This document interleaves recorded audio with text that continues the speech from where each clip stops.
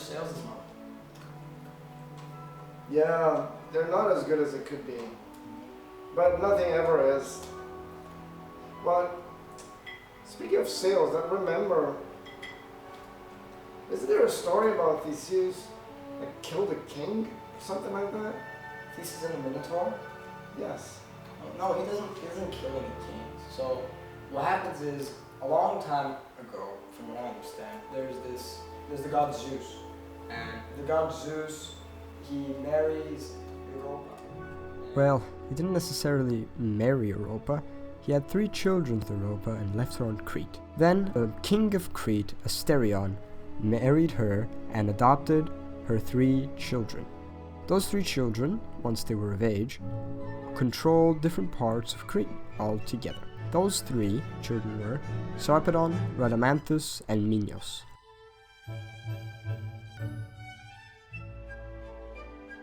Rhadamanthus was the eldest of the 3 and had some possessions in Crete. And to his left, Minos, the just heir to Crete and co-ruler to his father Asterion. And to his left, Sarpedon, the youngest of the 3, who also ruled part of Crete. These 3 ruled together and their father perfectly throughout the years, until one day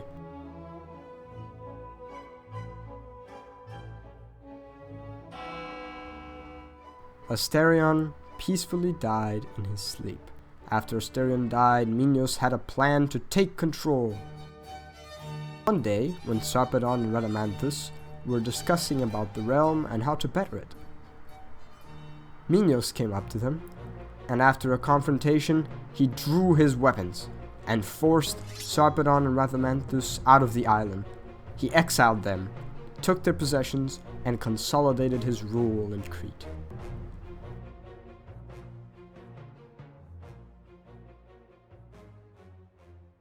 The gods were not happy of this. Not only that, and the civilians were also angry at this sudden change of course. Minos knew he had to do something, so he came up with a plan.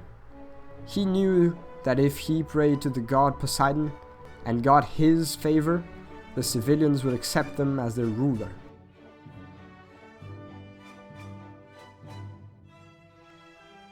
So, with his architects, he built a temple. A grand, mighty temple. This temple was dedicated to Poseidon, and in it they prayed. Day and night, Minos and his priests prayed. They prayed to Poseidon to give them his favor, to help him consolidate his rule. He begged Poseidon to give him something to gain the support of his people. But lucky for him, Poseidon answered and created a white majestic bull. This bull was amazing, and then Poseidon sent it to Crete.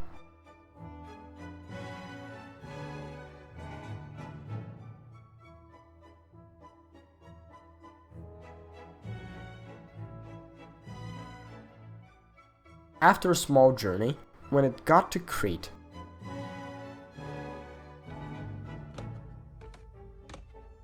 Minos and his wife came to receive the bull.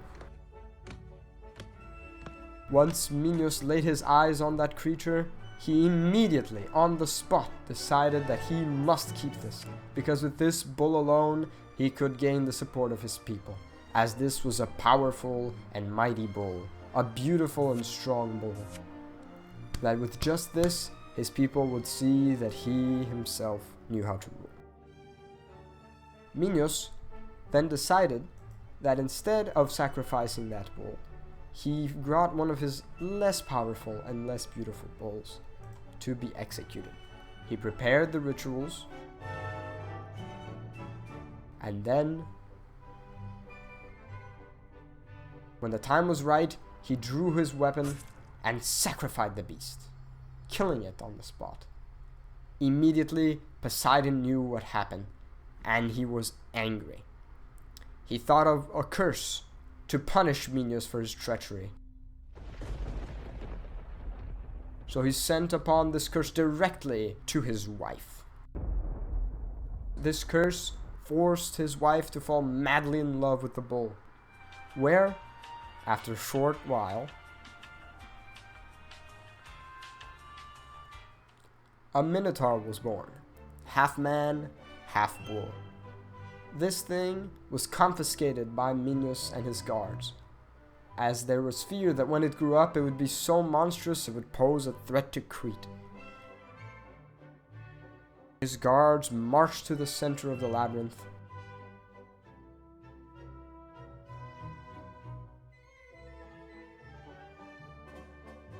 And after a confusing and long journey, they found the center.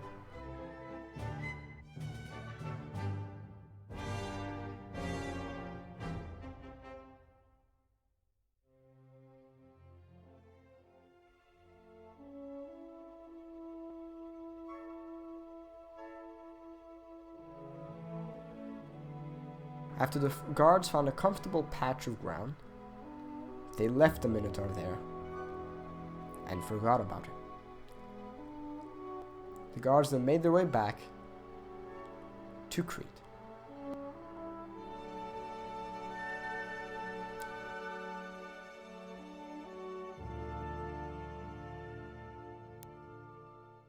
Meanwhile, Minos' son was in Athens, and he was participating in the yearly spear contest.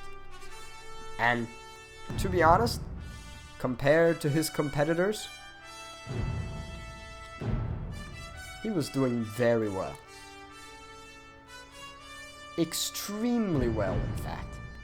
Not even the best of Athens could defeat him in this contest.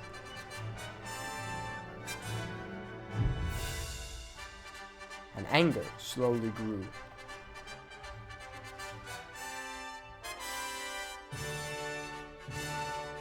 The competitors knew they couldn't win the competition, and it was clear.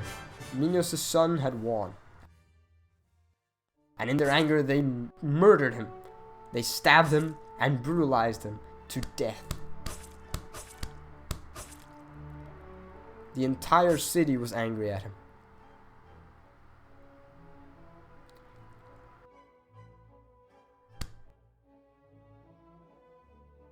Everyone was angry at him.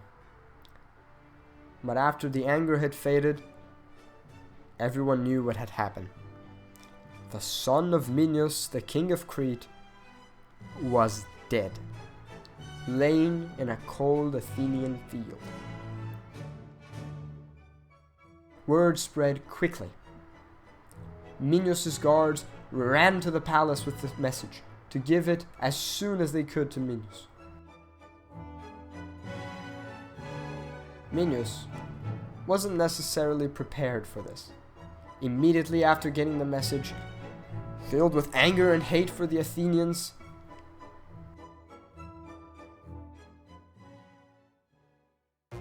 he declared war. He marched upon Athens with an army. They stormed the capital and entered the palace. His soldiers rushed in, and the fighting was brutal. After an initial clash, Minos and his soldiers further delved into the palace, and the fighting continued.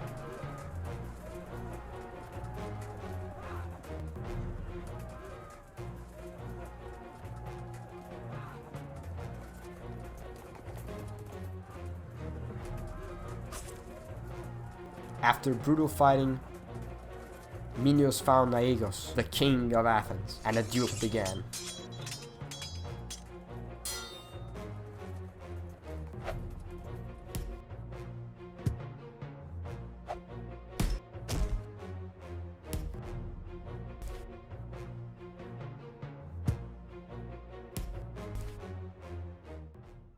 After Minos had won the duel, he approached the king. Hey, you better pay tribute. I'm gonna punch you in the face 3 times. My son gotta eat.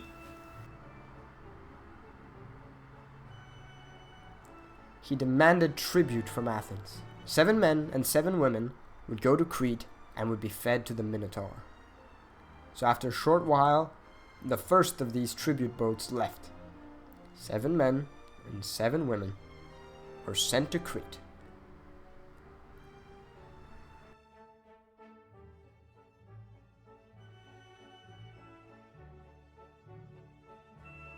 Once in Crete, they would be sent to the labyrinth, and then they would be eaten by the Minotaur.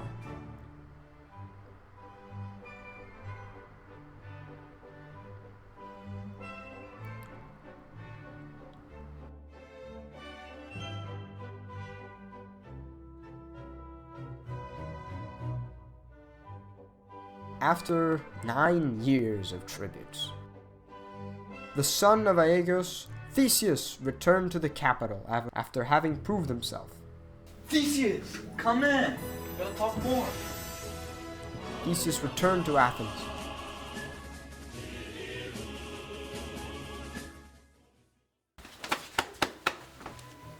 But there was a question that needed to be answered. Did he lift the rock? Yeah. Great. The king, knowing that Theseus had proved himself, met with Theseus and explained to him the situation.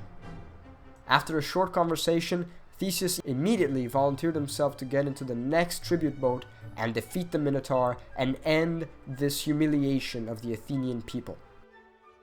So, after short order, Theseus was marching along the 7 men and 7 women that would be fed to the Minotaur. They were sent via boat to Crete, where they would then have to enter the labyrinth. As they arrived in Crete, Theseus spotted a woman.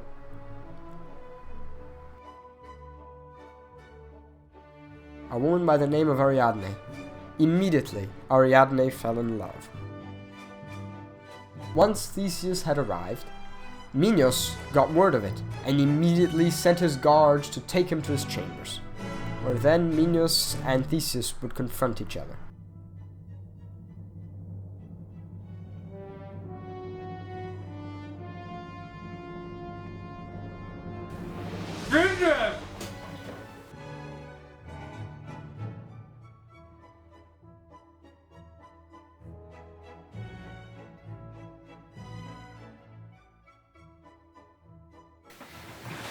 Oh, Theseus, you idiot.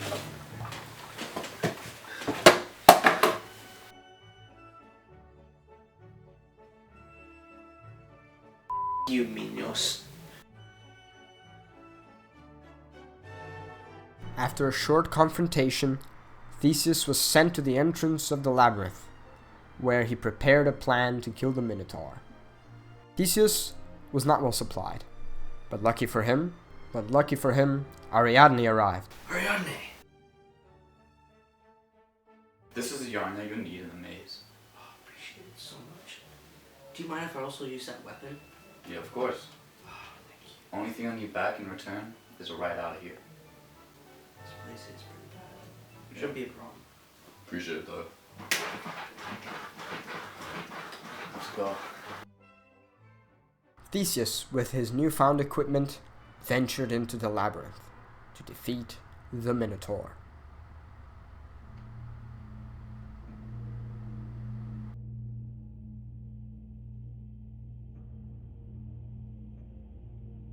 The labyrinth was a cold place. After years of people running through it, it was left unclean, damp, and moist.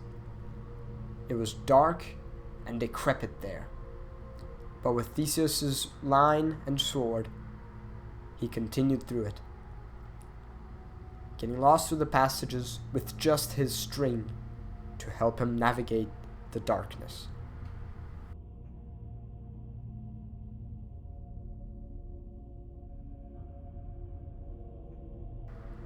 After a while, Theseus spotted a light. He knew it was an exit or where the Minotaur was. So he readied himself and approached it.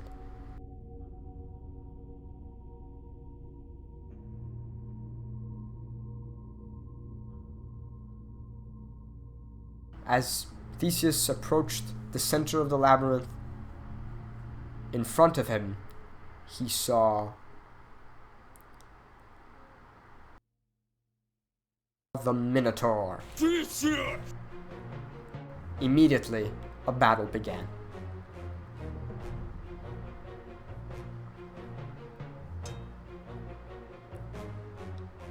The Minotaur was strong.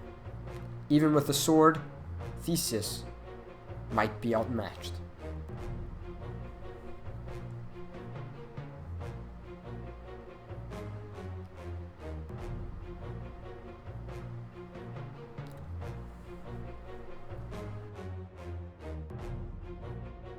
But, with a bit of improvisation, Theseus struck a lethal blow to the Minotaur. A cut clean across his throat. Even a mighty beast like the Minotaur had no chance against this. He very quickly bled to death. And the Minotaur was defeated.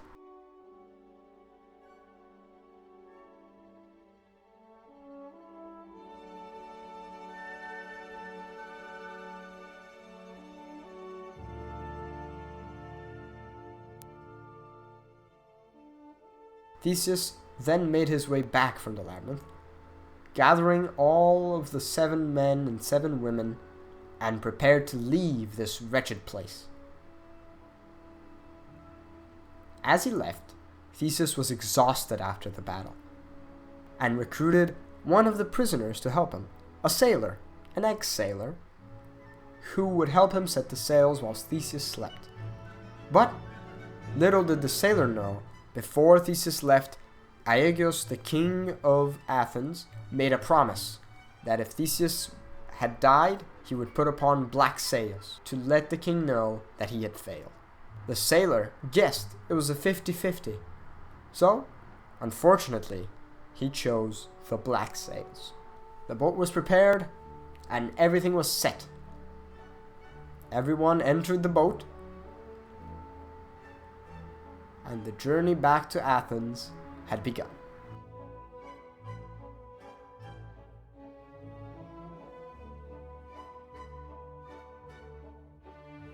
About halfway into their journey, they stopped at a small island to get some provisions, some food, some water, but Theseus, having waken up, noticed that Ariadne was on the ship, and she was head over heels for him.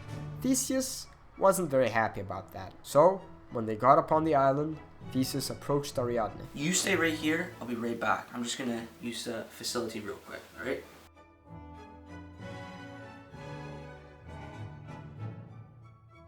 I ain't coming back. Theseus made his decision, and left Ariadne on the island whilst she slept there.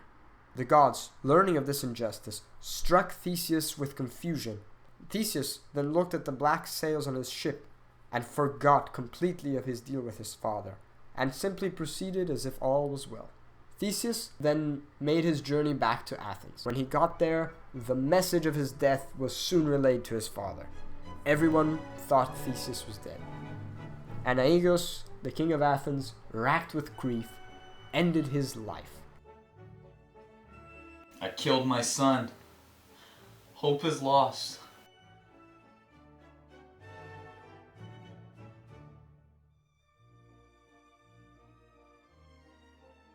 But quickly, when Theseus entered the palace, it was a tragedy. Aegeus was dead, Theseus was king, but Theseus had lost a father.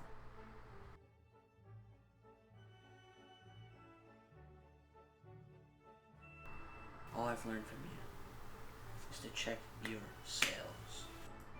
And that is the story of Theseus and the Minotaur.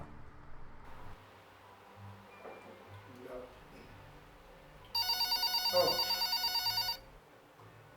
It's from the office. Please excuse me. Yes. Yes, of course. Reminds me of that age-old lesson. Always double check your sails.